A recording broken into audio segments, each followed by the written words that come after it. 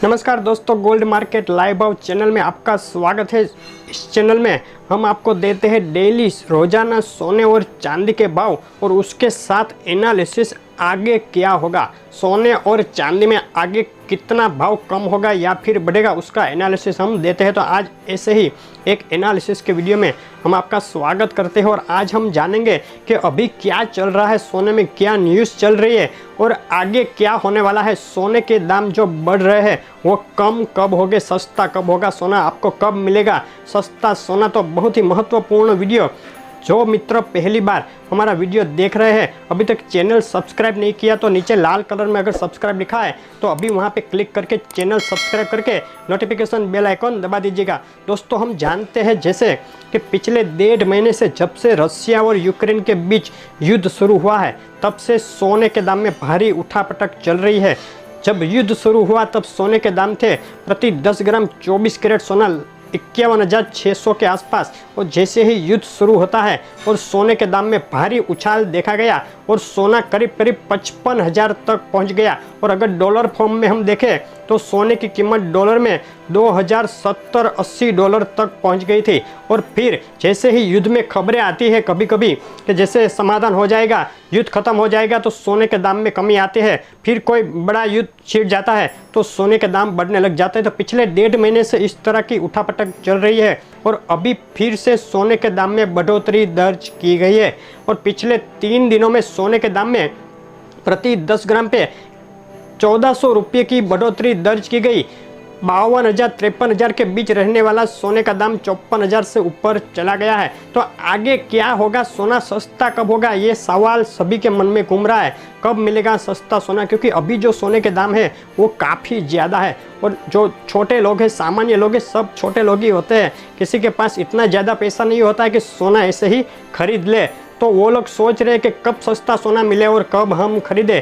तो आगे की बात अगर देखें तो सोने पे जो भी पैरामीटर्स जो उस पर असर करने वाले होते हैं उसके बारे में हमने आपको पिछले वीडियो में भी बताया था। और सबसे मजबूत पैरामीटर, एक तो ये जो युद्ध चल रहा है उसकी पूरी इफेक्ट हो रही है सोने के दाम में, और दूसरा पैरामीटर होता है फेडरल रिजर्व का जो ब्याज दर तय होता है अमेरिका में, उसके ऊपर सोने के दाम डिपेंड करते हैं। और पिछली महीने जब फेडरल रिजर्व ने ब्याज दर बढ़ाना शुरू कर दिया है तो सोने के दाम में कमी आनी चाहिए, क्योंकि ब्याज दर बढ़ना और सोने के दाम कम होना वो दोनों रिफ्लेक्ट करता है। मगर सोने के दाम में कमी नहीं आई, सोने के दाम बढ़ रहे हैं, क्योंकि जो दूसरे रीज़न है, दूसरे पैरामीटर्स है सोने के दाम पे असर करने वाले, वो बहुत ही मजबूत दिख रहे हैं। जैसे कि युद्ध थमने का नाम नहीं ले रहा, और उसके अलावा इन्फ्लेशन डेटा, यूएस और world wide inflation data high हो रहा है। हमने देखा इन्फ्लेशन डेटा मीन्स आपको बता दूं महंगाई, तो महंगाई हाई हो रही है भारत में भी, चाइना में भी,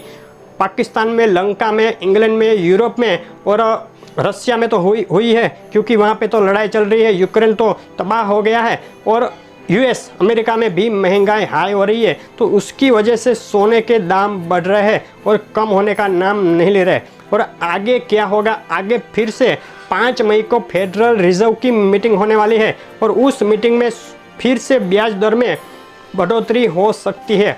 और बढ़ोतरी 0.25 के स्केल से होगी 0.25%, और अगर बढ़ोतरी ज़्यादा होती है 0.50 तो उसकी सीधी असर सोने के दाम में पड़ेगी और सोने के दाम बढ़ने ख़त्म हो जाएंगे और कम होने शुरू हो सकते हैं। लेकिन अगर युद्ध लंबा खिंचता है, युद्ध खत्म नहीं होता, तो सोने में दबाव बनना इतना तय नहीं माना जाएगा और सोने के दाम आगे बढ़ सकते हैं। तो अगर युद्ध खत्म नहीं होगा, उस पोजीशन में, उस स्थिति में अगले 1 महीने तक सोने में मजबूती बनी रह सकती है और सोने के दाम 55,000 या फिर उससे आगे भी जा सकते हैं। और जैसे ही युद्ध खत्म होने की खबरें आती है, ये खबर कभी भी आ सकती है, कल भी आ सकती है, 5 दिन बाद भी आ सकती है, 15 दिन बाद या 1 महीने बाद या 6 महीने भी चल सकती है। हम प्रेडिक्ट नहीं कर सकते कि युद्ध कब खत्म होगा, लेकिन अगर युद्ध खत्म होगा तो सोने के दाम में कमी आना तय है। अलावा सोने के दाम अभी काफ़ी मजबूत स्थिति में है, तो कमी अभी नहीं आ सकती। और आगे की अगर देखें तो जैसे जैसे आगे महीने जाएंगे, मई महीने में जो फेडरल रिजर्व की मीटिंग है, उसके बाद जून में भी है, जुलाई में भी है, तो जब जब ब्याज दर में बढ़ोतरी की जाएगी सोने में थोड़ा थोड़ा करके दबाव आता जाएगा और ये दबाव जून जुलाई के बाद बढ़ना शुरू हो जाएगा और जून जुलाई अगस्त के बाद सोने के दाम में कमी आ सकती है। 2 से 4 हज़ार रुपये तक की कमी जून जुलाई के बाद सोने के दाम में आ सकती है। तो 2022 की जो दूसरा हाफ है, मतलब कि जुलाई से दिसंबर तक, उसमें सोने में दबाव बन सकता है और प्रति 10 ग्राम पे सोने की कीमतों में 2000 से लेकर 4000 तक की कमी देखी जा सकती है। मगर अभी क्या करें, सोना खरीदे कि नहीं खरीदे? तो दोस्तों, जिसके घर में अभी शादी है, जिसको सोना अभी खरीदना ही पड़ना है, तो वो सोना अभी खरीद सकते हैं। और अगर जिसको इमरजेंसी नहीं है तो वो 3 या 4 महीने की इंतजार कर सकते हैं और फिर सोना खरीद सकते हैं। उसको 2 से 4 हज़ार रुपये सस्ता सोना मिल सकता है 2 से 3 महीने जुलाई महीने के बाद।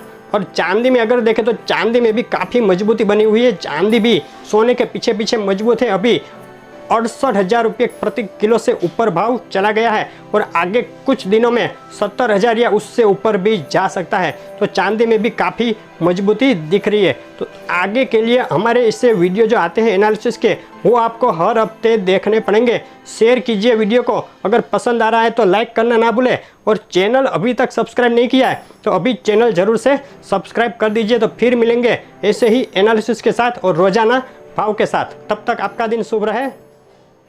धन्यवाद।